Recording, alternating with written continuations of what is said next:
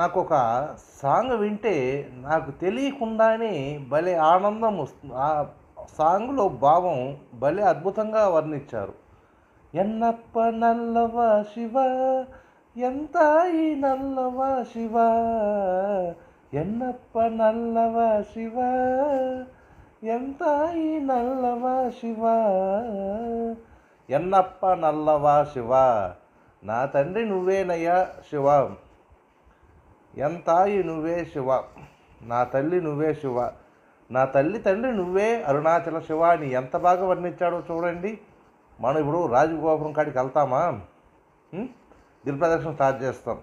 అక్కడికి వెళ్ళేసి మనం ఎందుకు గిరి ప్రదక్షిణ చేసేది, మనకేదో సమస్యలు ఉండేదాన్ని అయ్యగారికి అరుణాచలేశ్వరునికి చెప్పుకొని గిరి ప్రదక్షిణ స్టార్ట్ చేస్తాం. అక్కడికి వెళ్ళేసి రాజగోపురం కాడ మన తల్లిదండ్రులు అనేటువంటి అన్నామలయార్ ఉన్నమ్మ అమ్మనికి ఇద్దరికి మన కోరికలు చెప్పుకొని గిరి ప్రదక్షిణ చేస్తాం కదా. నాకు ఆ సాంగ్లో అదే అనిపించింది. ఎన్నప్ప నల్లవ శివ, ఎంతాయి నల్లవ శివ, నా తల్లి తండ్రి నువ్వేనయ్యా అరుణాచలేశ్వర శివ,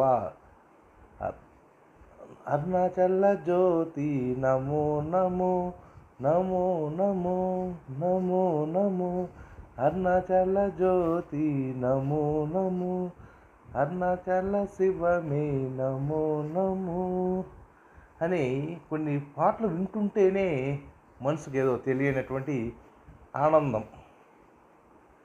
ఒక్కొక్కసారి ఈ సాంగ్స్ వింటేనే మైండ్ ఏదో ఒక హ్యాపీనెస్ నా మైండ్కు. ఓకే అండి, బాయ్. ఇది ఎన్నప్ప నల్లవ శివ, ఎంతాయి నల్లవ శివ సాంగ్లో ఉండే మెయిన్ అర్థం. నా తల్లి తండ్రి నువ్వే అన్నయ్య అరుణాచల అని మన బాధలు ఓపెన్గా రాజగోపురం కాడ అయ్యగారికి చెప్పుకొని గిరివలం స్టార్ట్ చేయండి ప్రతి ఒక్కరు కూడా. ఇప్పుడు చాలామంది కూడా నన్ను అడిగారు, మీరు ఎందుకు రాజగోపురం కాడ అలా ప్రేయర్ చేస్తుంటారని. మనం ఎందుకు వెళ్ళేది ఓపెన్గా అయ్యగారికి చెప్పాలండి. ఏం భయం, మనం ఏం తప్పు చేస్తున్నామా?